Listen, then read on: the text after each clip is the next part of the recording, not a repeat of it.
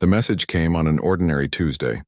Commander Alan Wright was finishing his shift on the bridge of the UES Defender when Lieutenant Susan Miller's console lit up with an urgent notification. "Commander, we're receiving a distress signal," she said, her fingers moving quickly across the display. "It's from the Eridani." Wright frowned. The Eridani were humanity's oldest allies in space, a peaceful species that had welcomed Earth into the galactic community 20 years ago. They rarely asked for help. "Put it through," he ordered, straightening his uniform. The main screen flickered to life, showing an Eridani with pale blue skin. Smoke filled the background and alarms blared. The translator converted the musical Eridani language into English. "This is High Counselor Zenith of the Eridani Confederation. We are under attack by the Vrasix Empire. Our defenses are failing. We request immediate assistance from our human allies." Wright leaned forward. "High Counselor, this is Commander Wright of the UES Defender. What is the nature of the attack? How many ships are we talking about?" The Eridani's large eyes blinked rapidly. "Commander, you do not understand. This is not a border dispute. The Vrasix arrived 3 days ago with hundreds of ships. They are destroying everything. Our colonies in the outer system are already gone, billions dead." The transmission crackled with static. "We need humanity's help. Only you can stand against them." The transmission cut off abruptly. Wright turned to his communications officer. "Get me Admiral Carter. Now." Within hours, the United Earth Council was in emergency session. The great circular hall in Geneva was filled with representatives from all Earth nations and colony worlds. Admiral Nicole Carter stood at the central podium, her gray hair pulled back tightly. "The Eridani distress call has been verified," she said. "Our long-range scans show massive energy discharges in their home system consistent with planetary bombardment." John Harrison, the chief diplomat, rose from his seat. "Admiral, while the Eridani have been good allies, committing our military forces to an interstellar war is no small matter. What do we know about these Vrasix?" "Very little," Carter admitted. "They come from the far side of Eridani space. According to the limited data we have, they've consumed 3 other civilizations in the past 50 years. "Consumed?" asked President Olivia Wilson. "Their pattern seems to be total conquest followed by complete resource extraction. They leave nothing behind."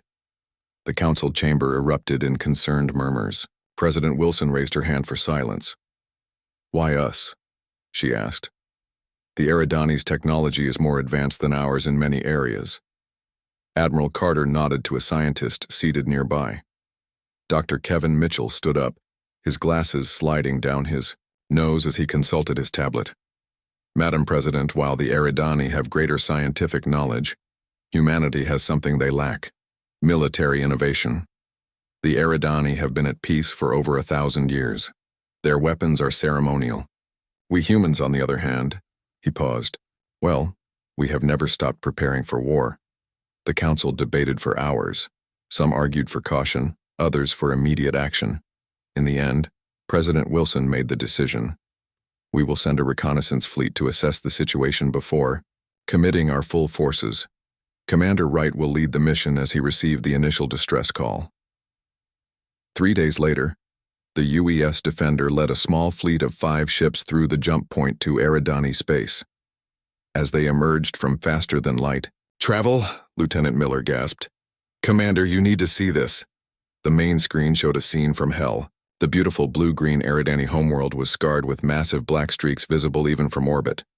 The once bustling orbital stations were now floating debris, and moving among the wreckage were ships of a design Wright had never seen before, angular predatory vessels with glowing red energy signatures. "Scan for Eridani life signs," Wright ordered, his voice tight. Lieutenant Miller worked her console. "There are survivors, sir, mostly in underground shelters, but the numbers—" She looked up, her face pale. "Their population was 17 billion. I'm reading less than 3 billion now." Wright clenched his fists. "Any sign they've detected us?" "No, sir. We're still at the edge of the system." "Good. Launch stealth probes. I want detailed scans of those ships, and find us a path to the surface. We need to make contact with the Eridani leadership if anyone's left." 6 hours later, Wright stood in the ruins of what had been the Eridani capital city. Buildings of crystal and living wood now lay shattered. Bodies lay everywhere, their blue skin dulled in death. The air smelled of ash and something chemical that burned the throat. An Eridani survivor named Velta led Wright and his team through the rubble to an underground bunker. Inside, Wright found High Counselor Zenith, one of his forearms in a sling, his skin ashen. "You came," the Eridani said, his translator making his voice sound flat. "But so few ships." "We came to assess the situation," Wright explained. "To see what we're dealing with." Velta made a sound that the translator couldn't process. "See? You want to see? Come." He led Wright to a view screen showing a feed from a hidden camera. It revealed a Vrasix processing center. Wright watched in horror as the aliens, tall insectoid creatures with multiple limbs, systematically sorted Eridani prisoners. The old and injured were killed immediately, their bodies moved to machines that broke them down into component parts. The young and healthy were fitted with control devices and marched into labor groups. "They use everything," Velta said. "Bodies for raw materials, workers for labor. Then they take the planet itself apart for resources. They've done this before to others. We thought we were safe. We were wrong." Wright turned away from the screen. "How long do you have?" "The main Vrasix fleet is still processing our outer colonies. The ships here are just the first wave. The rest will arrive within 2 months." Wright nodded grimly. "We'll evacuate as many of your people as we can." "And then?" asked Zenith. "And then I return to Earth and report what I've seen. The Vrasix aren't just attacking you. Based on their pattern and direction, they'll reach human space next." Back aboard the Defender, Wright recorded his message to Earth. The probes had returned with detailed scans of Vrasix technology. Lieutenant Miller had compiled statistics on the destruction. The science team had analyzed Vrasix communication patterns. All of it painted a clear picture. "Admiral Carter," Wright said to the camera. "The Eridani didn't exaggerate. This isn't a border skirmish or resource dispute. The Vrasix aren't conquerors. They're exterminators, and they're heading toward human space next." He paused, looking at the images of destruction on his screen. "The Eridani called for help because they know something about us that perhaps we've forgotten. Humans don't just fight wars. When truly threatened, we wage them totally. The Vrasix are coming, and they don't take prisoners. Neither should we. It's time to show them why. Throughout our bloody history, the most dangerous words ever spoken were, 'The humans are coming.'"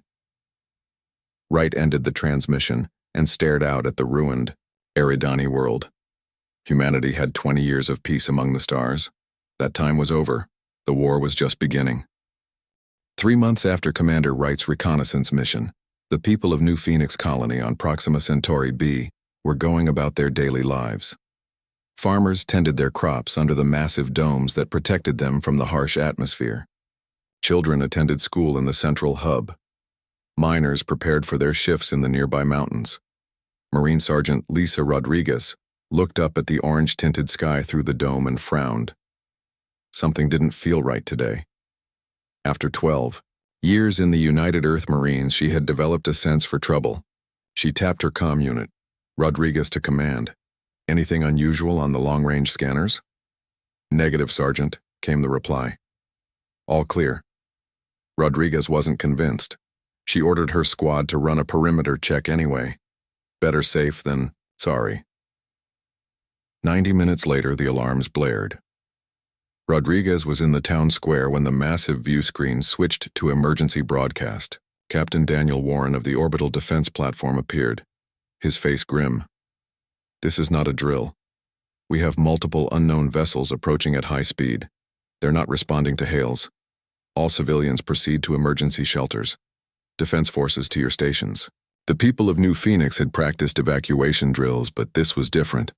Panic spread as parents grabbed children and ran for the underground bunkers. Rodriguez and her Marines moved through the crowd, helping the elderly and keeping order. Her comm unit crackled. "Rodriguez, this is command. Get to the North Dome. We've got incoming dropships. She gathered her squad and rushed to the transportation hub. As they boarded the maglev train to the North Dome, the first explosions rocked the colony. The orbital defenses had engaged the enemy. Through the dome, Rodriguez could see flashes of light in the sky. The defense platforms were firing everything they had, but there were too many enemy ships, and they were using weapons unlike anything humanity had faced before. "Those aren't pirates," said Private Joe Barnes, the youngest member of her squad. "Who are they?" "Vrasics," Rodriguez replied. "Command briefed all squad leaders last month. They hit the Eridani first. Now they're here." The train screeched to a halt at the North Dome station. Through the transparent dome, Rodriguez could see enemy ships entering the atmosphere. They were angular, sinister-looking vessels with glowing red highlights.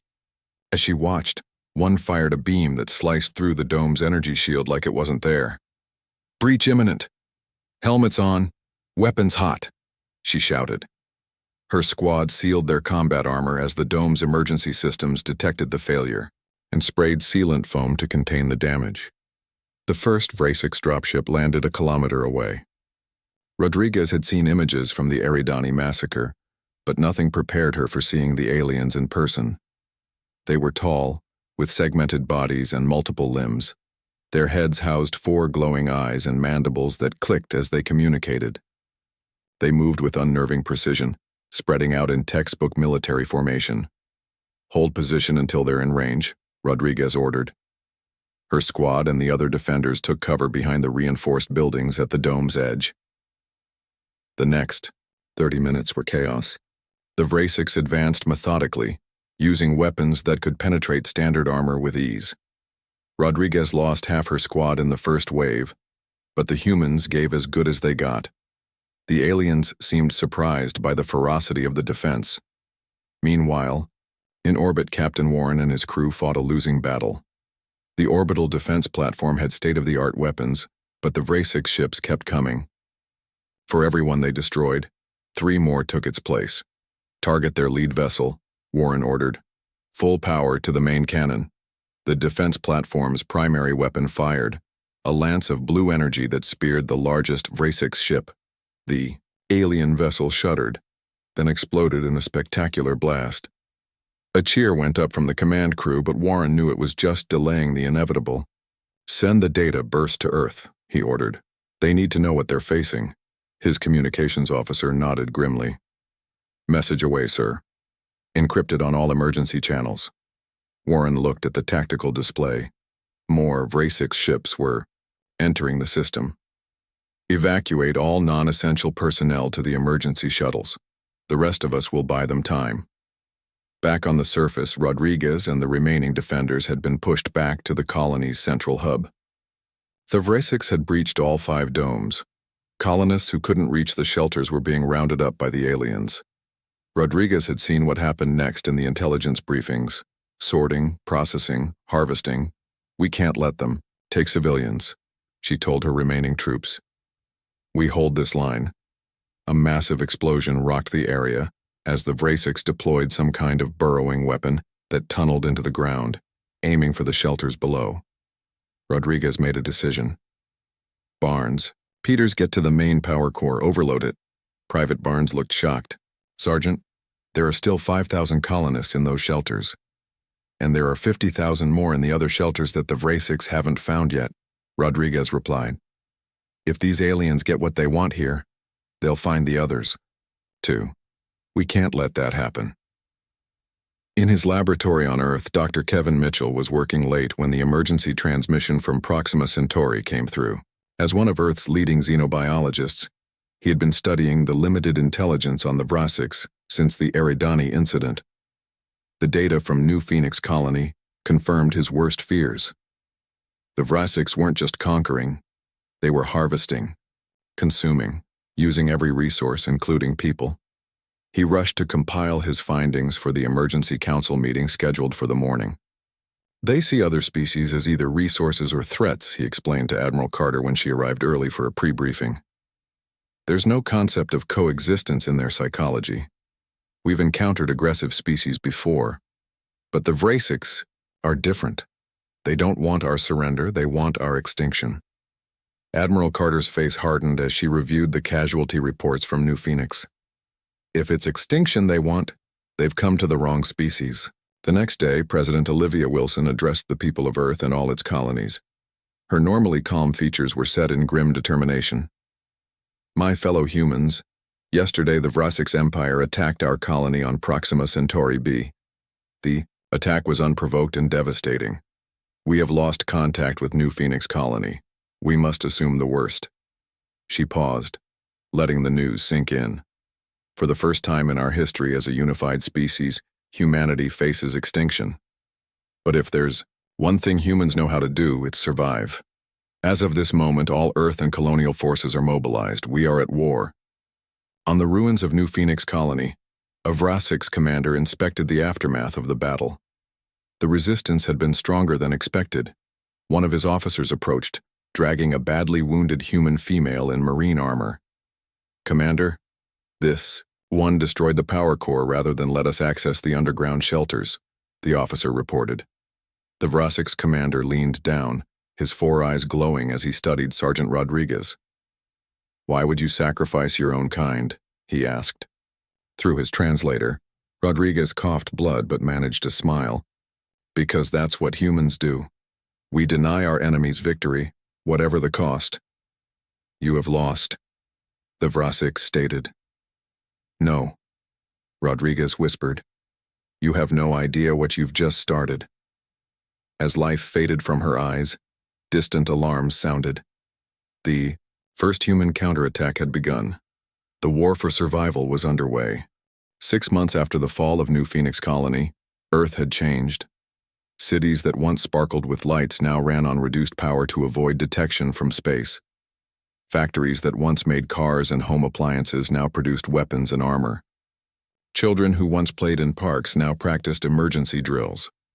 In her workshop deep beneath the Rocky Mountains, Chief Engineer Margaret Collins wiped sweat from her forehead as she studied the holographic display. Project Prometheus was behind schedule and Admiral Carter wanted results. Try it again, she told her team. Increase the power by 12%. The simulation ran, showing a new type of human warship engaging a Vrasix cruiser. This time, the human ship's weapons penetrated the alien shields. It works, said her assistant, Paul Gregory, his eyes wide. The phased energy array bypasses their defensive systems. Collins nodded. The Vrasix use oscillating shield frequencies. Dr. Mitchell's team figured that out from the New Phoenix data. Our new weapons match those frequencies and then shift. At the moment of impact. She tapped her tablet. Send the final designs to production. I want the first Prometheus-class ship ready in 3 months. Meanwhile, on the front lines at Alpha Centauri, humanity had managed to hold back the Vrasix, advance but at terrible cost. 5 outer colonies had been lost. The fleet that once protected Earth's trade routes was now a battered defense force. Fleet Commander Alan Wright, promoted after his mission to Eridani space, stood on the bridge of his new flagship, the UES Valiant. His face had new lines, and a scar ran from his left eye to his jaw, a reminder of a close call during the Battle of Bernard's Star. Status report, he ordered. Lieutenant Miller, now his executive officer, checked her display. All ships in position. Sir, the Vrasix fleet is still holding at the edge of the system. They've been there for 3 days. They're waiting for reinforcements, Wright said. We need to strike before they arrive. He turned to the communication station. Connect me to General Gonzalez. The screen lit up, showing the face of General Peter Gonzalez, commander of the ground forces in the Alpha Centauri system. Your troops ready, General? Wright asked. As ready as they'll ever be, Gonzalez replied. The Eridani survivors have been teaching our soldiers about Vrasix ground tactics. It's helped. After the destruction of their homeworld, the surviving Eridani had found refuge with humanity. Many now served alongside human forces, their knowledge of the enemy proving valuable. Good, said Wright. We move in 6 hours. The Valiant will lead the attack on their command ship. Your forces will deploy to the 3 moons they're using as staging areas. Gonzalez nodded grimly. My people understand the stakes. No prisoners. No surrender. No mercy, Wright added. They showed none to New Phoenix. On Earth, in the United Earth Military Academy, General Samantha Brown walked between rows of cadets. These young men and women should have had 4 years of training. Now they would get 6 months. The Vrasics do not take prisoners, she told them. They do not accept surrender. They harvest defeated enemies for resources. Remember that when you face them. Remember what they did to the Eridani. Remember New Phoenix. One cadet raised his hand. General, is it true we're using scorched earth tactics on our own colonies? Brown's face hardened. Yes, Cadet Ellis. Admiral Carter has authorized destroying any colony we cannot defend. We leave nothing for the Vrasics to use. Nothing. The cadets looked at each other. This wasn't the space exploration future they had dreamed of. But humanity wasn't fighting for glory anymore. It was fighting for survival. In Geneva, Ambassador Laura Hayes met with representatives from 3 alien species who had so far remained neutral in the conflict. The Grell, insectoid beings with translucent wings, the Coda, reptilian traders, and the Mira, gaseous entities contained in mechanical suits. The Vrasics will not stop with humans and Eridani, Hayes told them. You've seen the pattern. 3 civilizations before the Eridani, then the Eridani, now us. Who do you think is next? The Coda representative hissed softly. The Vrasics are strong. Fighting them is suicide. Not fighting them is also suicide, Hayes countered. Just slower. Humans prefer to choose the manner of our death, and we choose to die fighting. The Mira, representative's suit emitted a series of musical tones that the translator converted. You speak as if you expect to lose. Hayes smiled. On the contrary, I expect to win. But I need your help. Not your ships or your soldiers. Your technology, your knowledge. Together we can stop the Vrasics. Alone we will still fight to the last human and make them pay such a price they'll wish they never entered our galaxy. In the Alpha Centauri system, the battle had begun. Wright's fleet engaged the Vrasics ships head-on, a tactic the aliens weren't expecting. Humanity had been on the defensive for months. This sudden aggression confused the Vrasics commanders. On the 3 moons, General Gonzalez's troops deployed, via drop pods landing behind Vrasics lines and causing chaos. Among them were special forces teams carrying nuclear demolition charges. Remember the plan, Gonzalez told his forces over the comm. We're not here to hold ground. Plant the charges, and get out. We're turning these moons into asteroid fields. In orbit, Wright watched as his ships took heavy damage. The Vrasics technology was still superior, but human pilots were more innovative, more willing to take risks, and the new weapons designed by Collins were starting to make a difference. Target their flagship, Wright ordered. All ships concentrate fire. The human fleet focused their attack on the largest Vrasics vessel. Its shields held at first, then flickered as the phased energy weapons found the frequency gaps. Explosions blossomed along its hull. They're pulling back, Miller reported. The rest of their fleet is moving to protect the flagship. Just as we planned, Wright said. Signal Gonzalez, light the fuses. On the 3 moons, the human forces were already evacuating in fast transports.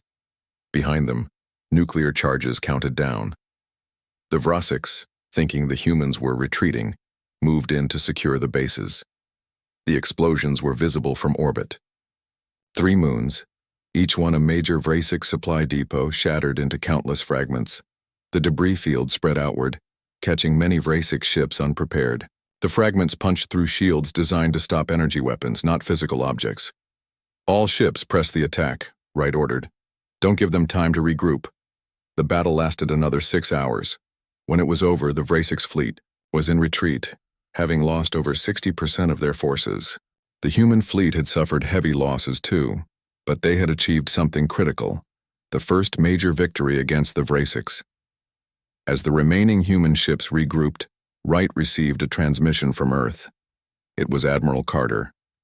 Well, done, Commander, she said. But this is just the beginning. The first Prometheus-class ships will be ready next month, and Project Thunderstrike has been approved. Wright knew what that meant. Humanity wasn't just defending anymore.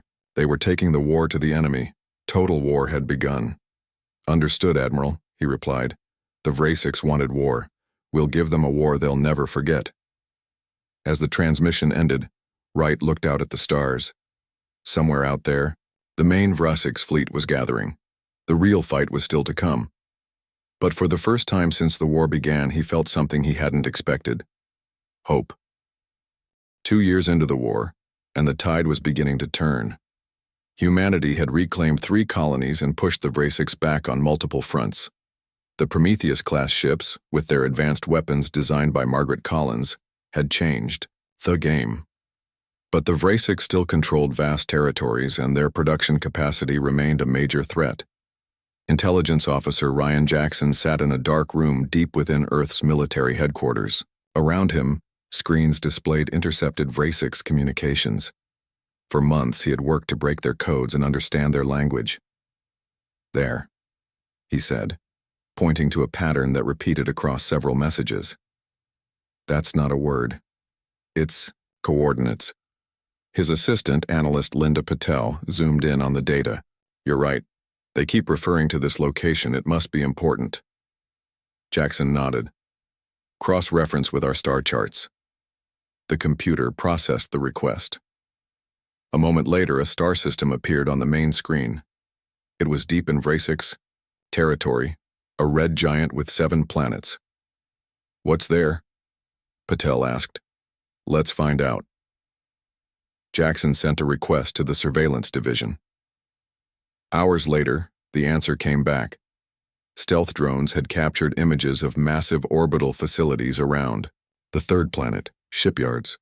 "This is where they're building their fleet," Jackson said, his voice barely above a whisper. "This is their industrial heart." The discovery was brought to Admiral Carter immediately. She called an emergency meeting with Fleet Commander Wright, who had returned to Earth for new orders. "If we can take out these shipyards," Carter said, looking at the drone footage, "we could cripple their ability to replace lost ships." Wright studied the defenses. "It's heavily guarded. We'd need a massive fleet to break through. That's why we're not going alone."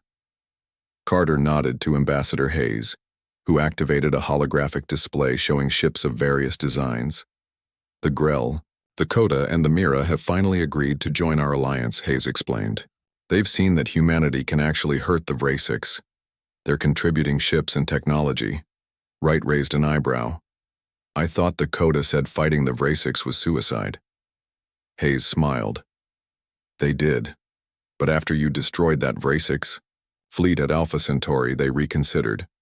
They're traitors at heart. They know how to bet on winners."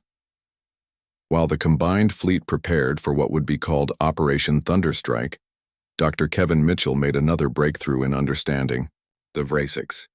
"They function like a hive," he explained to President Wilson. "Not a true hive mind, but their society has central control points we're calling nexus points. These are both physical locations and communications nodes." Wilson leaned forward. "Can we use this? If we can locate these nexus points and hit them simultaneously, we could disrupt their command structure for days, maybe weeks." The president turned to Admiral Carter. "How quickly can we locate these nexus points?" "Jackson's team is already working on it," Carter replied. "But the shipyards remain our primary target. We destroy those and the Vrasics lose their ability to overwhelm us with numbers." On the Eridani refugee settlement on Mars, Fleet Commander Wright met with Zenith, the former High Counselor who had sent the original distress call. The Eridani looked older, his blue skin now pale and wrinkled. "My people wish to join your attack," Zenith said. "We have few ships left, but our pilots know Vrasic space better than anyone." Wright nodded. "We need every advantage, but you should know this mission may be one way. We're striking deep in enemy territory." Zenith's large eyes fixed on Wright. "When my people called for help, we hoped for rescue. Instead, we found warriors. Now we wish to fight alongside you." 3 weeks later, the largest fleet ever assembled in the history of Earth departed from Jupiter orbit. 120 human vessels, including 30 of the new Prometheus-class ships, joined with 45 allied alien craft. Among them were the last 12 Eridani warships, painted black in mourning for their lost world. In his quarters aboard the flagship UES Valiant, Wright recorded a message for his family back on Earth. He had no illusions about their chances. They were outnumbered, heading into the heart of enemy space. But the alternative was slow defeat. "We fight not just for Earth," he said to the camera, "but for all species who wish to live free from the threat of extinction. The Vrasix must be stopped, whatever the cost." The journey to the target took 17 days using the Mira's advanced jump technology. When they arrived at the edge of the system, the fleet split into 3 battle groups. Wright would lead the main assault on the shipyards. General Gonzalez would take a strike force to hit the planetary defenses. A smaller group led by an Eridani commander would run interference against the Vrasix patrol ships. "All ships prepare for combat," Wright ordered. "Launch in 5 minutes." The battle began with a simultaneous strike against the outer defense platforms. The Vrasix were caught off guard by the size and coordination of the attack. Ships from 5 different species, using varied tactics and technologies, proved difficult for them to counter. On the ground, General Gonzalez led Special Forces teams against the planetary defense grid. They faced heavy resistance but managed to disable key installations. "The main guns are down," Gonzalez reported. "You're clear to hit the shipyards." Wright ordered the Prometheus-class ships forward. "Target their construction bays. Fire at will." The advanced human vessels unleashed their weapons. The shipyards, massive structures that had built thousands of Vrasix vessels, began to break apart under the assault. Explosions chained from one section to another, but the Vrasix weren't defeated yet. A reserve fleet jumped into the system, nearly 200 ships strong. They moved to surround the Allied forces.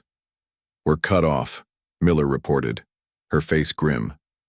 Wright studied the tactical display. "Have Group 3 execute Plan Omega." Group 3, the Eridani ships and their escorts, changed course. Instead of engaging the Vrasix fleet, they accelerated toward the star. "What are they doing?" asked a Coda commander on the communication channel. Wright watched as the Eridani ships launched their payloads into the Red Giant's unstable surface. Special weapons designed by combining human Mira and Grell technology burrowed into the star. Moments later, a massive solar flare erupted, larger than any naturally occurring event. The radiation wave hit the Vrasix fleet broadside. "All ships emergency jump," Wright ordered. The Allied fleet activated their jump drives, leaving the system just as the solar flare engulfed the shipyards and the Vrasix fleet. When they regrouped at the rendezvous point, the scope of their victory became clear. The shipyards were destroyed. The Vrasix had lost nearly 300 vessels, either in direct combat or from the solar flare, but the cost had been high. 42 Allied ships lost, including 9 of the 12 Eridani vessels. The survivors of Group 3 had jumped late, taking heavy radiation damage. Their sacrifice had ensured the mission's success. As the fleet began the long journey home, Wright received a message from Earth. Intelligence Officer Jackson had located 3 Vrasix nexus points. Admiral Carter was authorizing immediate follow-up strikes. "No rest for the weary," Wright said quietly. The war had reached its turning point, but the hardest fighting still lay ahead. In her office in Geneva, President Wilson prepared to address the solar system. The words on her screen read, "Today we have shown the Vrasix that humanity will not go quietly, we will not surrender, and we will not stop until they can never threaten another sentient species again." 5 years had passed since the Eridani's desperate cry for help. 5 years of brutal war that had transformed humanity from a peaceful spacefaring civilization into the most feared military power in the known galaxy. Captain Michelle Sanders stood on the bridge of the UES Vindicator, the most powerful warship ever built by human hands. Below them, a Vrasix colony world burned. The planet-killer weapon, something humans once would have considered too terrible to construct, had been deployed 3 times in the past month. "Target neutralized, Captain," reported her weapons officer. "Vrasix forces are in full retreat." Sanders nodded. She felt no joy in the destruction, only grim satisfaction. The Vrasix had been pushed back to their core territories. Operation Thunderstrike had been followed by Operations Avalanche, Firestorm, and now Endgame. Humanity was taking the war to the enemy's doorstep. "Set course for rendezvous point," she ordered. "Fleet Commander Wright is gathering all ships for the final push." At the main fleet staging area near what had once been Eridani space, Wright reviewed the battle plans. His hair had gone completely gray, and the scar on his face was joined by others across his body. He had led the human forces for 5 years, seen too many good people die, and destroyed more worlds than he cared to remember. "Admiral Carter is on the line," Lieutenant Miller said. She too had changed, her once youthful face now hardened by years of war. Wright activated the secure channel. Carter's hologram appeared, her uniform displaying the many medals earned during the conflict. "The full fleet is ready," Wright reported. 322 Earthships, plus 117 from our allies. The Vrasix homeworld is defended by approximately 500 vessels. Carter nodded. "Dr. Mitchell has completed his analysis of the captured Vrasix. Commanders, you should hear this." Dr. Mitchell joined the call. The xenobiologist looked exhausted, his eyes sunken from years of studying the enemy. "The Vrasix cannot comprehend defeat," Mitchell explained. "Their society has no mechanism for surrender, no concept of peace negotiations. They will fight to the last individual." Wright frowned. "What are you saying? That we have to wipe them out completely?" "No," Mitchell said quickly. "But we must destroy their capacity to make war, completely and utterly. Only then can we contain what remains of their civilization." Carter looked grim. "The United Earth Council has approved the final assault, but President Wilson has set strict parameters. We destroy their military capability. We don't exterminate their species." "Even after everything they've done?" Wright asked, thinking of the billions of dead Eridani, the lost human colonies. "Especially after everything they've done," Carter replied. "We fight to defend life, not to become like them." The massive human fleet assembled at the jump point to Vrasix Prime. Ships of every size and design, from the nimble human fighters to the massive Mira carriers.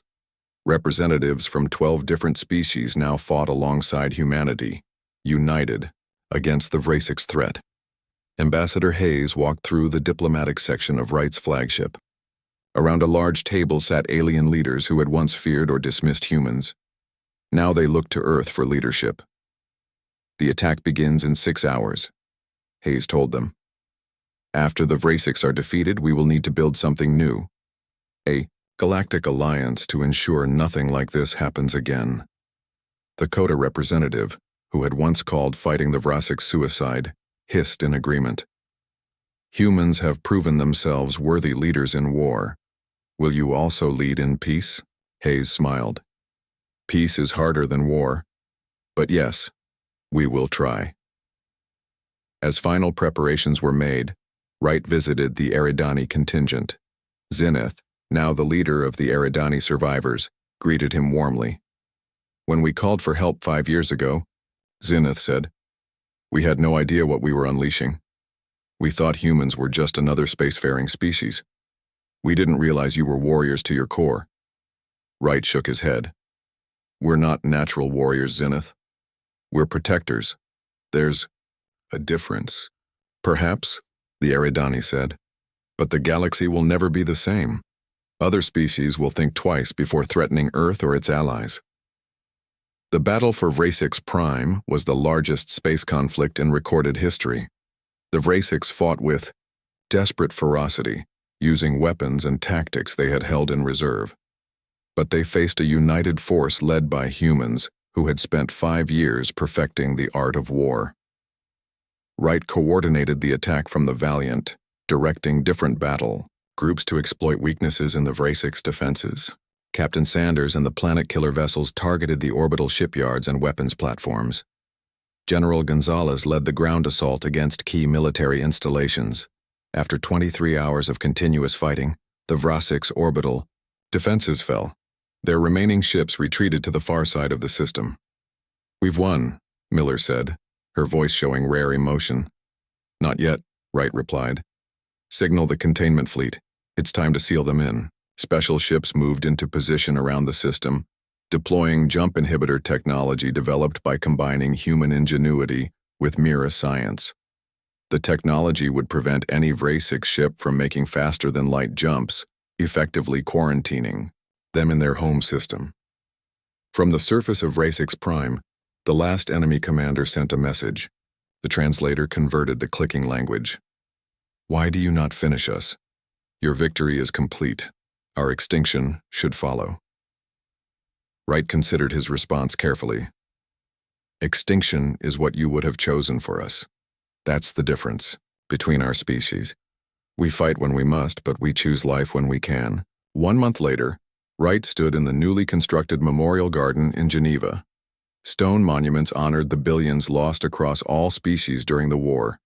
President Wilson had just announced the formation of the Galactic Defense Alliance, with Earth as a founding member. An Eridani child approached Wright. The young alien looked up at the human with curious eyes. Teacher says you fought for us even though you barely knew us. Why did humans do that? Wright knelt down to meet the child's gaze. Because that's what humans do. When faced with a bully, some species submit and some run away. But humans? We stand up. Not just for ourselves, but for anyone who can't stand up for themselves. The child seemed to consider this. Are humans still dangerous? Wright smiled sadly, thinking of the destroyed worlds, the billions dead on all sides. Yes, we are. But we try to be dangerous only to those who threaten peace. The old human saying warns, beware the fury of a patient man. We're patient, but when pushed too far, we fight with everything we have. As Wright walked through the garden, he passed representatives from 24 species. Some had fought alongside humans. Others had joined the alliance after seeing the Vrasix defeated. All now looked to Earth with a mixture of respect and cautious fear. Humanity had proven itself to be the most formidable military power in the known galaxy. The species that had cried out for help now stood as guardians, protectors of a fragile peace bought with blood and sacrifice. Wright looked up at the stars, thinking of all the ships and lives lost under his command. The war was over, but its lessons would echo through the centuries to come. When threatened with extinction, humanity had unleashed total war, and the galaxy would never forget.